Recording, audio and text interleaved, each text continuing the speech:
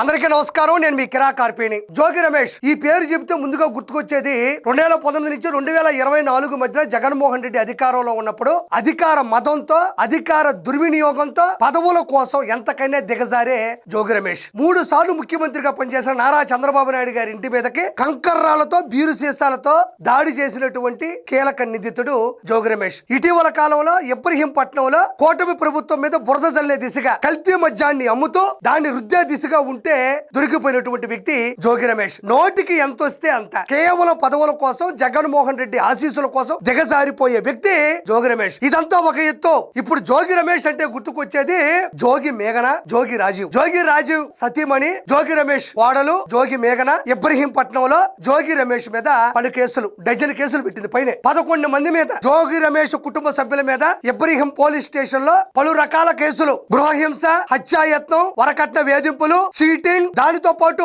మత మార్పిడి. అమ్మాయి ఏమో హిందూ అయితే వాళ్ళు క్రిస్టియన్స్. సరే, ఎవరు కులాలు ఎవరు మతాలు వాళ్ళు గొప్ప కావచ్చు, కానీ ఎవరిని కూడా మనం ఇబ్బంది పెట్టకూడదు, ఫోర్స్ చేయకూడదు. ఇలాంటి పలు రకాల కేసులు 1-2 కాదు. సాక్షాత్తు జోగి మేఘన, జోగి రమేష్ కుటుంబం మీద పలు రకాల బిఎన్ఎస్ సెక్షన్లు కూడా పెట్టడం జరిగింది. ఏంటవి ఆ ప్రాబ్లమ్స్ ఏమైనా ఆలోచిస్తే, కట్నం తేలేదనేది ఒకటి, మతం మార్చుకోమని ఒకటి, తర్వాత వరకట్న వేధింపులు, గృహ నిర్బంధం, గృహ హింస, చీటింగ్. మెయిన్ ఇందులో చెప్పాల్సిన అమ్మాయి చెప్పింది ఏంటంటే అతను సంసారానికి పనికిరాడు. ఈ విషయాన్ని మా అత్త మామ కుటుంబ సభ్యులు దాచి గౌరవం కోసం, తనకు కూడా పెళ్లి అవ్వాలి లేదంటే పెళ్లి చేసుకున్నాడు అని సమాజాన్ని నమ్మించడం కోసం, సమాజంలో గౌరవాన్ని తెచ్చుకోవడం కోసం ఎలాంటి సందేహం లేకుండా నిజాల్ని దాచిపెట్టి ఆ అమ్మాయికి ఇచ్చి, అంటే జోగి మేఘన చెప్తున్న విధం ఏంటంటే ఇవన్నీ వాళ్ళకి ముందుగా తెలుసు.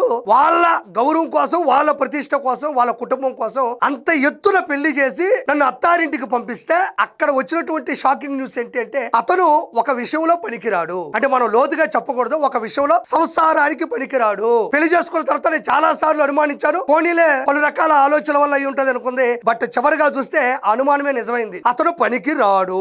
ఇది తెలిసినప్పుడు వాళ్ళు నాకు కట్ట పెట్టకూడదు కదా అని ఒక ఆరోపణ అయితే, వాళ్ళు క్రిస్టియన్స్, అమ్మాయి హిందువు. అమ్మాయి పూజ చేసుకున్నా ఒప్పుకునే వాళ్ళు కాదు, అగరత్తులు వెలిగించిన ఒప్పుకునే వాళ్ళు కాదు, దీప నైవేద్యాలు మంగళ వాయిద్యాలంటే వాళ్ళ పడదు. ఈ విషయంలో కూడా అమ్మాయిని ఇబ్బంది పెట్టారు. గోవాకి తీసుకెళ్లి అక్కడ చంపబోయారని అమ్మాయి కేసు ఫైల్ చేసింది. దాంతో పాటు అమ్మాయి ఎక్కడికి వెళ్తున్నా కూడా సీసీ కెమెరాలతో పాటు డ్రోన్ తో కూడా అమ్మాయి యొక్క ప్రైవసీని దెబ్బతీసే విధంగా చేసినటువంటి పరిస్థితి, శారీరకంగా కొట్టినటువంటి పరిస్థితి. 1-2 కాదు, కట్టం తీసుకొనిరా, వజ్రాల హారాలని, 7 వారాల నగలని, ఏమో మొత్తానికి కూడా ఇవన్నీ కూడా అమ్మాయి ఫైల్ చేసింది. ఇది బురద జల్లే ప్రయత్నం కాదు, జోగి రమేష్ మీద వ్యక్తిగతంగా తీసుకునేటువంటి సమస్య కాదు ఇది. ఆ అమ్మాయి ఇబ్రహీంపట్నం పోలీస్ స్టేషన్ లో కేసు నమోదు చేసింది. వాటికి సంబంధించినటువంటి పేపర్లు కూడా ఇక్కడ ఉన్నాయి, పీడిఎఫ్ లో చూడండి.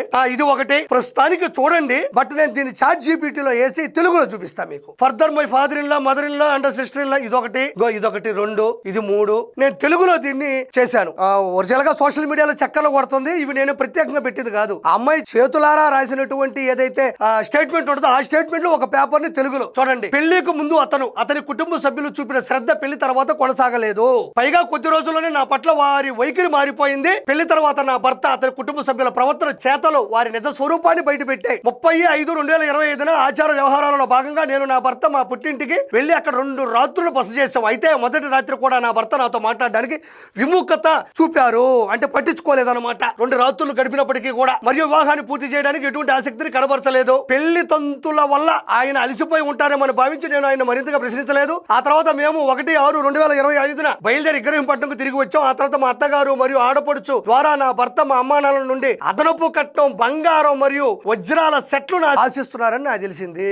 మరి జోగి రమేష్ మామూలుగానే ఆ పదవులను ఆశించే వ్యక్తి, గౌరవనీయులైన 3 సార్లు ముఖ్యమంత్రి అయిన చంద్రబాబు నాయుడు గారి ఇంటి మీద కంకర్రాళ్ళు, బీరు సీసాలు ఎత్తుకొని వెళ్ళినటువంటి వ్యక్తి. మరి అలాంటి వ్యక్తి కుటుంబం ఇది ఆశించడం లేదు అంటే, ఆశిస్తారంటే పెద్ద గొప్పేం కాదు, ఇది వాళ్ళు చేసే పనులే. 2025 జూన్ 1వ తేదీ నుండి 2020 జూన్ 3వ తేదీ వరకు నేను నా భర్తతో ఇబ్రహీంపట్నంలో ఉన్నాను. నా భర్త నన్ను దూరం పెట్టడం మొదలెట్టాడు. మరియు ఒక సాధారణ భర్తలా కూడా ప్రవర్తించలేదు, ఒక మనిషిలా, ఒక భర్త ఎలా ఉంటాడో అలా కూడా లేడు అని చెప్తుంది ఆవిడ. అతను నాతో సమయం గడపలేదు, సరైన సంభాషణను తప్పించుకుంది. మరియు రాత్రి 2-3 గంటల వరకు ఆలస్యపు వేళల్లో కూడా ఎక్కువగా మొబైల్ ఫోన్ తో నిమగ్నం ఉండేవాడు. నేను అతనితో మాట్లాడడానికి ప్రయత్నించి అతని ప్రవర్తనలో మార్పుకు కారణం అడిగినప్పుడల్లా అతను సరైన సమాధానం ఇవ్వలేదు. దానికి బదులుగా అతను దురుసుగా ప్రవర్తించి నాపై శారీరకంగా దాడి చేశాడు. ఒక అమ్మాయి ఒక గౌరవనీయులైనటువంటి కుటుంబం నుంచి వచ్చి అట్టహాసంగా వేడుకగా పెళ్లి చేసుకున్న ఒక అమ్మాయి అత్తారింట్లోకి అడుగు పెట్టినప్పుడు వాళ్ళ మీద కేసు పెట్టాలనో, అబద్ధపు ప్రచారాలు చేయాలనో ఏ ఆడపిల్ల కూడా అనుకోదు. 1.5 సంవత్సరం అయింది పెళ్లి జరిగి. ఈ 1.5 సంవత్సరంలో ఎంత మనస్తాపానికి గురై ఉంటది,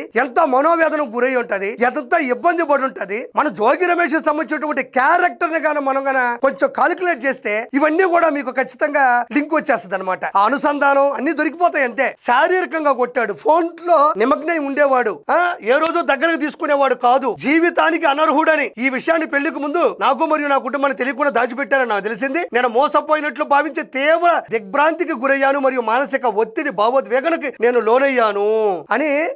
చూడండి, దీంట్లో 3 పాయింట్లు ఉన్నాయి. ఒకటి డౌరీ, అంటే ఈ ఒరిజినల్ సెటిల్ తీసుకురమ్మని చెప్పడం. రెండోది ఒక సాధారణ భర్తలా కూడా లేడు. మూడోది వాళ్ళ దాంపత్య జీవితం సరిగ్గా లేదు, ఎందుకు ఇలా చేస్తున్నావు అని అడిగినా కూడా కొట్టేవాడు. ఇక్కడ అమ్మాయి రాసినటువంటి స్టేట్మెంట్ లో ఇది విషయం. సో ఇక్కడ చూడండి ఎంతో దారుణంగా. ఇది కాక మళ్ళీ ఈవి హిందూ అయితే వాళ్ళు క్రిస్టియన్స్ అయితే, అమ్మాయి హిందూగా ఉంటే వాళ్ళకి నచ్చేది కాదు. అమ్మాయిని చిత్రహింసలకు గురి చేసి ప్రైవసీని ఇబ్బదీసి అమ్మాయిని కొట్టి ఈ విధంగా మానసిక ఒత్తిడికి లోను చేసినటువంటి ఎవరైతే జోగి రమేష్ కుటుంబం 11 మంది ఎవరైతే ఉన్నారో ఈ రోజు వాళ్ళు ఓచలు లెక్కట్టబోతున్నారు. ఇది నేను చెప్పింది కాదు, నా అనుమానం కాదు. ఆ అమ్మాయి ఇబ్రహీం పోలీస్ స్టేషన్ లో ఇచ్చినటువంటి స్టేట్మెంట్ లో ఇప్పుడు విచారణలో ఇంకా దర్యాప్తులో ఇంకా ఖచ్చితంగా ఇన్వెస్టిగేషన్ ఉంటది. ఇది చిన్న చితక కేసు కాదు. అంటే వరకట్న వేధింపులు పెద్ద కేసే, గృహహింస పెద్ద కేసే, గోవాకి తీసుకెళ్లి చంపాలనుకోవడం పెద్ద కేసే, చీటింగ్ పెద్ద కేసే, మతం మీద ఒత్తిడి, మానసిక ఒత్తిడి, ఇవన్నీ చిన్న కేసులేం కాదు. కాబట్టి జోగి రమేష్ కుటుంబం ఏదైతే ఉందో ఖచ్చితంగా దీనికి వాళ్ళకి సమాధానం చెప్తారు, విచారణ చేపడతారు. 100% అమ్మాయికి న్యాయం జరగాలి. జోగి మేఘనాకి ఇంకా జోగి తీసేవచ్చు. మేఘనా అమ్మాయి వద్దనుకుంది, టార్చర్ పడింది, ఒక సాంప్రదాయమైనటువంటి గౌరవమైనటువంటి కుటుంబం నుంచి వచ్చింది కాబట్టి 1.5 years చెప్పుకోలేదు మారతాడేమో అని. సంసారానికి పనికి రాకుండా, మతానికి మద్దతునివ్వకుండా, మళ్ళీ కుటుంబం నుంచి డౌరీ తీసుకురమ్మని చంపడానికి ప్రయత్నించి అమ్మాయి ఎక్కడికి వెళ్తే అక్కడికి డ్రోన్లు పెడితే ఏ ఆడపిల్ల చేస్తుంది సంసారం. కాబట్టి అమ్మాయి ధైర్యంగా బయటకు వచ్చింది, చిత్రహింసలు తట్టుకోలేకపోయింది. ఆ అమ్మాయి ఇచ్చినటువంటి స్టేట్మెంట్ నేను చదివి వినిపించాను. ఒకటి కాదు కదా, మొత్తం 1, 2, 3, 4 పేపర్లు దాకా ఉన్నాయి అవి. సో దీని మీద వాళ్ళు ఇబ్రహీం పోలీస్ స్టేషన్ కి కేసు ఫైల్ అయింది కాబట్టి జైలుకి వెళ్తారు. ఖచ్చితంగా వీటిలో నిజంగా ఈ ఆరోపణలకి ఆధారాలు ఉంటాయి, నిరూపణలు ఉంటాయి. కాబట్టి ఖచ్చితంగా వీళ్ళు 11 మంది, 11 ఇలా అచ్చు వచ్చినట్టుంది. అక్కడ జగనన్న 11, ఇక్కడ జోగి రమేష్ 11. అయితే వైఎస్ఆర్ సిపిలో ఉండేటువంటి గొప్ప విషయం ఏంటంటే, నేను ఇంత ముందు కూడా చెప్పా, మరి గూగుల్ డేటా సెంటర్ అనేది అది ఒక గోడౌన్ అన్నారు. మరి చంద్రబాబు నాయుడికి ఆ కీర్తి, ఆ పేరు, ఆ ప్రతిష్ట వస్తుందని తెలిసి అది మా హయాంలోనే వచ్చిందన్నారు. అంటే జులై సినిమాలో బ్రహ్మానందం గారి మాదిరిగా దొరికిపోతుంటారు. ఇదొకటి. రెండోది,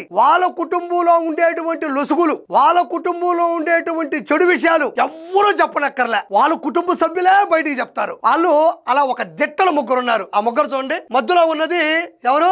జగనన్న. జగనన్నకేమో సొంత చెల్లి కన్న తల్లి, అటు షర్మిలమ్మ ఇటు విజయమ్మ. రోజు వార్తల్లో జగన్మోహన్ రెడ్డి గురించి, జగన్మోహన్ రెడ్డి కుటుంబం గురించి వాళ్ళు నిజాయితీగా బయట పెడతా ఉంటారు. ఆయన గురించి ఏమీ చెప్పనక్కర్లా, మొత్తం వాళ్ళే చెప్తూ ఉంటారు. సొంత చెల్లి కన్న తల్లి, మళ్ళీ బయట వాళ్ళు కూడా కాదు. ఇల్లు ఏదో డ్రైవర్లో పియ్యోలో వచ్చి చెప్పారంటే ఒక రకం బ్లడ్ రిలేషన్. ఇక్కడ చూడండి, జోగి రమేష్, ఈయన కోడలు ఎవరు?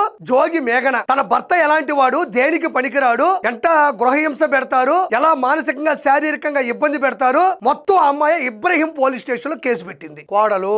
ఇటు చూస్తే ఈయన తెలిసిందేగా, వ్యవహార వాడు, ఈయన నా మీద కేసులు పెట్టుకుంటూ పోతా ఉంటాడు, ఒకడు కూడా తీసుకోరు, ఎందుకు తప్పు చేస్తే కదా. ఈయన గురించి ప్రముఖంగా చెప్పాలా, రాష్ట్ర రాజకీయాలే కాదు భారతదేశ రాజకీయాల్లో ఎలక్షన్స్ ఆమడ దూరంలో ఉంటే అంబటి రాంబాబు అల్లుడే వచ్చి మా మామ నీచుడు, దయచేసి ఓట్లు వేయొద్దు, అతన్ని గెలిపించొద్దు, అలాంటి వ్యక్తులు రాజకీయానికి అనర్హులు అని సొంత అల్లుడు, సొంత కోడలు, సొంత తల్లి చెల్లి చెప్పడం గమనార్హం. ఇంకా మరి రానున్న రోజుల్లో ఎలాంటి కుటుంబ సభ్యులు అంటే బయట వాళ్ళంటే తట్టుకోలేక చెప్పారంటే ఒక అసూయ ఉంటది, ఒక బాధ భయం ఉంటది. కుటుంబ సభ్యులు తట్టుకోలేక డైరెక్ట్ గా పోలీస్ స్టేషన్ కి వెళ్ళి చెప్పేటువంటి సమస్య, మీడియాకు చెప్పే సమస్య.